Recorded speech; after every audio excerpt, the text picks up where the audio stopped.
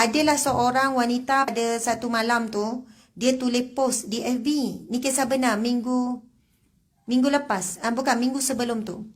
Kadang-kadang Allah izinkan perkara tersebut berlaku kan.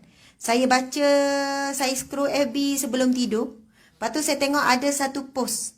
Post tu dia tulis begini. Orang perempuan lah. Saya tak sebutlah nama dia. Dia tulis, saya tak ingat lah ayat dia yang betul-betul. Tapi lebih kurang macam ni. Dia tulis, hatiku meruntun macam tu lah. Aku tidak mampu menahan air mata. Lebih kurang macam tu lah. Apabila anak kecilku, anak dia perempuan umur 6 tahun bertanya, nanti lepas mak dah mati, mak dah meninggal, siapa yang jaga abang dengan adik? Abang dengan adik. Tapi dalam tulisan tu tulisan pendek. Yang tulis besar-besar tu di FB tu kan. Jadi kita perempuan tertanya-tanya, kenapa anak dia tanya macam tu? Dia sakit apa dia nak mati? Lepas tu anak dia umur berapa? Macam-macam lah perempuan kan. Akhirnya saya mesej dia. Mesej tu, alhamdulillah dia balas. Masa tu dalam pukul 10 malam lebih. Saya mesej dia, dia pun tak perasan lagi saya. Sampai dah habis mesej, barulah saya kata, perasan tak saya ni? Lepas tu dia kata, oh ustazah rupanya. Lepas dah bersetuju, saya nak pergi ziarah. Rupanya dia kanser, dah stage 4. Doktor bagi masa tak lebih 6 bulan. Dan sebelum tu kanser payudara, dah buang apa semua. Umur dia tak sampai 30, saya rasa umur dia 27-28 macam tu. Muda lagi. Lepas tu kanser tu dah merebak ke tulang. Bila kanser, dan kanser ni ada type dia kan. Ada yang aktif, ada yang maksudnya ada yang ganas istilahnya, yang sangat cepat. Jadi dia type yang ganas tu, yang cepat merebak, yang tidak boleh nak, walaupun kemo pun dia pergi merebak. Jadi doktor bagi paling panjang, paling lama tempoh 6 bulan. Begitulah. Lepas tu saya tanya duduk dengan siapa, suami mana, ibu tunggal, dah berpisah. Saya pun tanya duduk dengan siapa yang tolong jaga. Dia jaga mak dia yang lumpuh dan dia jaga adik dia yang OKU. Itulah. Maksudnya kadang-kadang orang yang diuji susah dengan kesusahan yang bertambah-tambah. Dahlah sakit, jaga mak yang lumpuh, jaga pula adik yang OKU. Lepas tu anak masih kecil.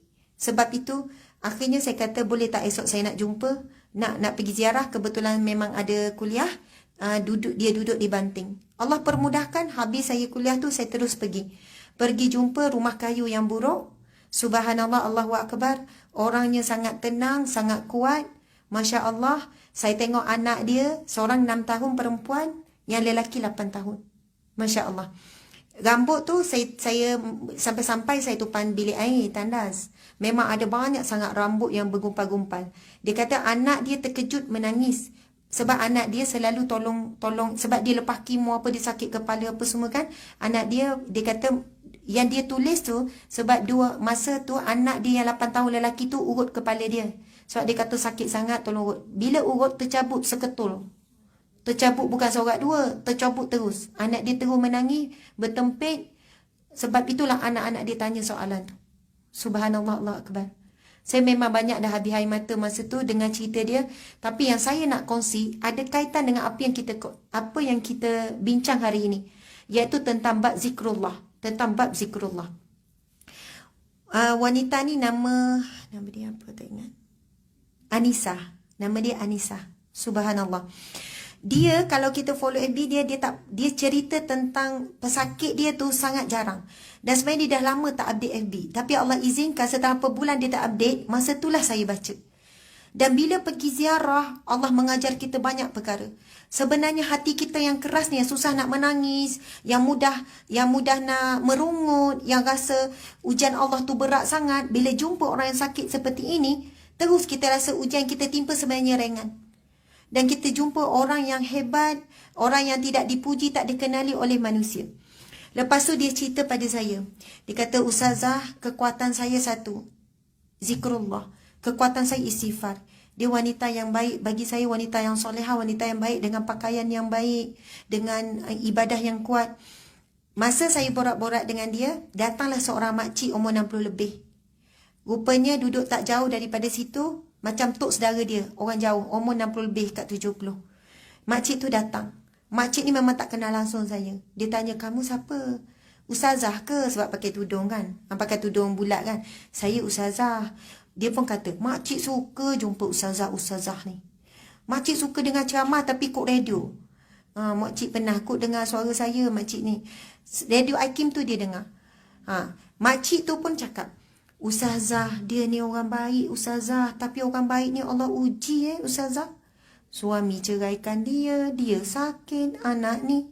Saya ustazah kalau susah hati, saya cari dia. Makcik tu, orang tua yang tak ada kepentingan apa-apa. Dia datang tu cerita kebaikan wanita ni. Wanita ni. Dia kata dia ni sabar ustazah, dia hidup susah. Tengoklah rumah dia apa miskin.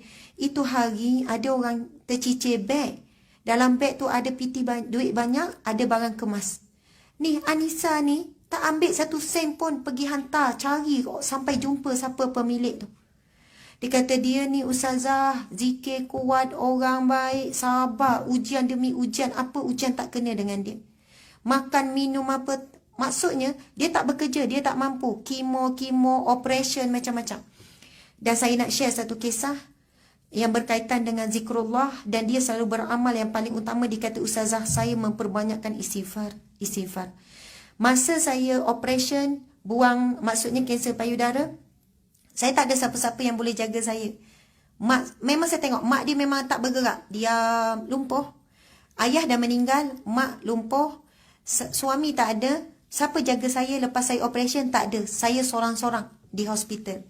Dan adik dia yang OKU tu jaga anak dia 2 orang tu. Mak dia lumpuh kan. Itulah kehidupan dia. Masya Allah, Allahu Akbar. Kemudian dia kata, lepas operation. Sebelum operation kan kita kena puasa dalam 10 jam kan. Lepas operation, bila sedar ustazah, saya rasa teramat-amat sakit. Kedua, sangat dahaga. Sangat dahaga. Lapar dan dahaga. Tapi saya tak ada sesiapa yang boleh bantu untuk suapkan saya makan dan untuk berikan saya air. Masa saya sedar tu ustazah, di hadapan saya, ada suami, ada lelaki yang jaga isteri dia. Ada lelaki yang jaga isteri dia di depan katil saya. Ada air di sebelah meja. Ada air sebelah meja. Maksudnya, saya boleh kalau nak bangun untuk ambil air tu untuk minum. Dan ketika itu, saya sangat dahaga. Baru lepas operation, dan masa tu bius dah mula hilang, mesti akan datang rasa sakit. Dan saya tengok nurse sibuk, masing-masing pun ada orang teman. Kecuali saya tak ada orang bersama dengan saya. Saya memang tak ada sesiapa boleh jaga. Dan saya tengok air, saya menangis sebab saya terlalu dahaga. Saya sangat mengharap ada orang datang dekat ke apa ke untuk beri bantuan. Dan kenapa saya tak bangun ustazah? Sebab depan saya ada lelaki yang sedang jaga isteri dia. Kalau saya bangun saja, aurat saya akan ternampak. Yang ni saya rasa macam sangat kagum. Sebab masa dia sedar, dia masih lagi ada baju operation dekat atas. Baju operation tahulah dia cuma tutup macam tu je. Kalau bangun memang akan melurut. Saya bimbang ustazah. Ini saya cerita benar. Dia kata begini. Kalau saya bangun, kesian lelaki kat depan tu, dia berdosa dia tengok aurat saya. Maksud dia fikir lelaki yang kat depan tu. Kedua, kalau saya bangun macam mana aurat saya. Dan ketika itulah ustazah, saya hanya istighfar sampai saya menangis. Istighfar, astagfirullah. Saya kenangkan dosa-dosa saya. Istighfar, subhanallah ustazah. Tak berapa lama setelah itu, saya hilang dahaga. Dan saya tak rasa pun lagi bahawasanya saya sangat memerlukan air tu. Saya istighfar. Rupanya istighfar boleh hilangkan dahaga ustazah. Masya Allah. Masa dia cerita tu, ketak-ketak dia menangis, ustazah. Dan istighfar yang sama juga boleh hilangkan sakit saya yang bius tu hilang. Sakit saya yang kuat tu. Saya tak minta ubat tahan sakit ke, saya tak pergi. Saya kalau lepas operation hari itulah pengalaman saya operation masa bersalin tu. Bila hilang bius tu, datang rasa sakit tu memang panggil nurse lah. Lepas tu dia sambung air, tekan morfin tu kan. Tekan morfin tu barulah rasa macam boleh nak normal, boleh nak bercakap. Kalau tak tekan morfin tu rasa macam nak menggelupur. Bila hilang bius tu kan, datang rasa sakit yang teruk tu kan. Dia kata, ustazah, saya istighfar.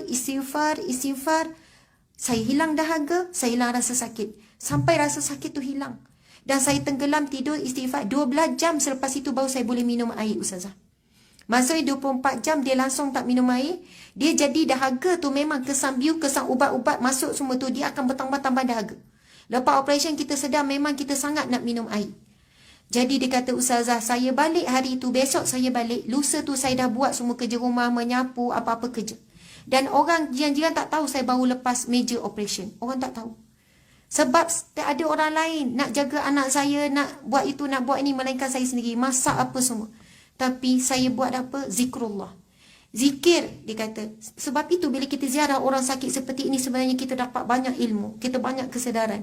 Saya kata, ya Allah, mahalnya Allah nak bagi nikmat zikir, kemanisan zikir kepada Anissa. Tapi Anissa perlu menempuh ujian demi ujian. Daripada ditinggalkan suami, lepas tu sakit, kanser. Mula-mula kanser payudara, lepas tu pergi kanser tulang, lepas tu doktor bagi sekian-sekian. Nak sampai tahap rasa manisnya istighfar tu. Yang mana istighfar tersebut boleh menghilangkan rasa sakit. Istighfar tersebut boleh menghilangkan rasa lapar dan dahaga. Sebab itu Ustazah, saya syukur. Ya Allah, dia boleh cakap, saya syukur di atas segala ujian Allah. Kerana Allah beri saya manisnya nikmat istighfar. Manisnya nikmat zikrullah. Betul lah bila kita ingat Allah, Allah boleh angkat segala kesengsaraan kita. Lepas tu kan anak dia datang, duduk. Dia kata, Ustazah, anak ni yang umur 8 tahun lelaki ni Ustazah, saya pernah sebut. Saya kata, saya pernah lemah semangat. Tapi anak ni yang umur 8 tahun, dia kata dia tak sangka. Anak kata, Mak, dia panggil Mama. Mama, abang tak nak dengar Mama cakap macam tu lagi. Mama kena kuat. Mama kena banyak berdoa. Mama mesti ni. Dia kata, Ustazah, satu hari anak saya tengok anak lelaki dia tak banyak cakap. Duduk menyender-nyender. Ustazah, anak saya ni boleh cakap macam tu satu hari. Saya memang benar-benar merasakan apa yang dia cakap tu ilham daripada Allah. Sebab anak saya tak pernah cakap macam tu. Maksudnya di situlah kekuatan seorang hamba Allah yang bernama Anissa, kekuatan zikrullah. Tak ada orang bersama, tak ada duit, tak ada apa. Dan saya kata, insyaAllah Anissa, kita akan teruskan bagi keperluan dia, bantuan-bantuan dia. Dan dia kata, Ustazah, saya yakin kalau saya tak ada orang akan jaga anak-anak saya. Mesti ada orang jaga. Subhanallah, Allahu Akbar.